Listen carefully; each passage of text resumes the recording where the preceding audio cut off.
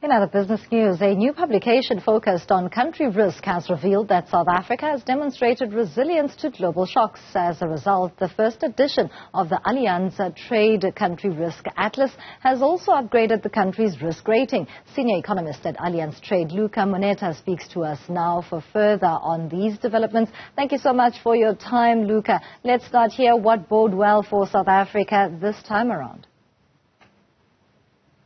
Well, actually, what we saw in 2023 is that despite, such hard challenges that we know, such as load shedding, poor infrastructure that remains a critical aspect of the economy, and also modest employment rates, South Africa exhibited a kind of positive economic performance in 2023 at, 0.9% GDP growth. So we saw also declining trends in insolvencies and also reduced external vulnerability. So we see that also the budget deficit also presenting some kind of positive surprise. So with fiscal consolidation efforts, discipline, salary increase, and also increased tax collection, contributing all these elements to the kind of stabilization of the government debt ratio at slightly over 70% of GDP. So given all these challenges, South Africa retains also some external resilience due to shocks, maintaining abundant international reserves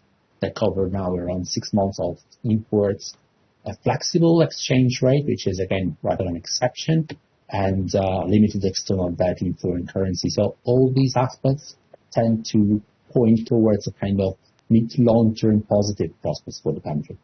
Of course, that would be welcomed, but risk remains, in particular what you alluded to with regards to the ongoing electricity crisis, and now the entrance of the developing issue around risk on the side of logistical bottlenecks as a result of the failures of Transnet. What's to be said about the near-term outlook there in terms of that picture changing?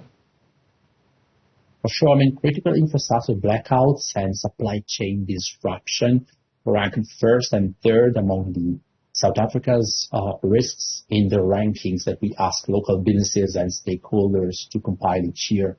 So we do this exercise on a global scale and publish the results in the year. So the short answer is yes, these risks continue to limit the country's productive capacity and also the exit from poverty for many, and do not help close the gaps in general. So these considerations are especially true this year, given the election deadlines ahead. So government debt on the other end is also something we remain focused on because of the challenging financial conditions across the continent. And this is also something that remains crucial. Maybe we can talk that later. Of course. Let's get into it now, Luca, because we are fast approaching the national budget towards the end of February. And those liquidity constraints with regards to the budget, the balancing of the books, public spending and the likes are matters that are going to arise. What is the expectation there? Well, we have estimated throughout the continent what we call the Africa premium, which is a spread of between 2.9% and 3.4% in sovereign bond rates compared to peers that share, similar macroeconomic picture. And this is mostly associated with fiscal transparency first, political volatility, and then exposure to capital flight.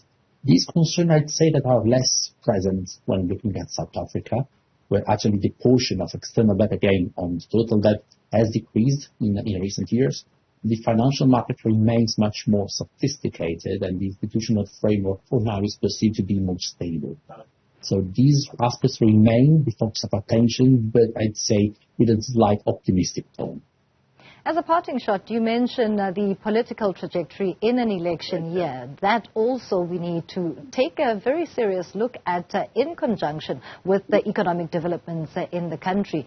The rest of the globe, what are they looking to when it is factoring in South Africa's balance in terms of meeting political demands as well as the fiscal needs of the country? Yes, now our approach, I'd say, is relatively mainstream, if you allow me to tell. So again, with a slight optimistic tone. So we expect 2024 for South Africa to be a year divided into distinct chapters. So the economic performance in the first half of the year will be constrained by relatively high interest rates, with fragile energy supply, elevated costs for transport, pre-election uncertainty, and also the emergence of new geopolitical flashpoints.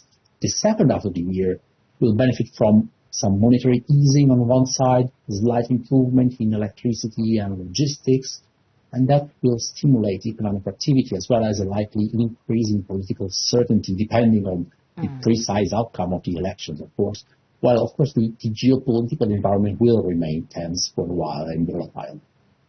Thank you so much for your time. Allianz Trade senior economist Luca Moneta, they're talking to us about a review that they've done on the South African economy.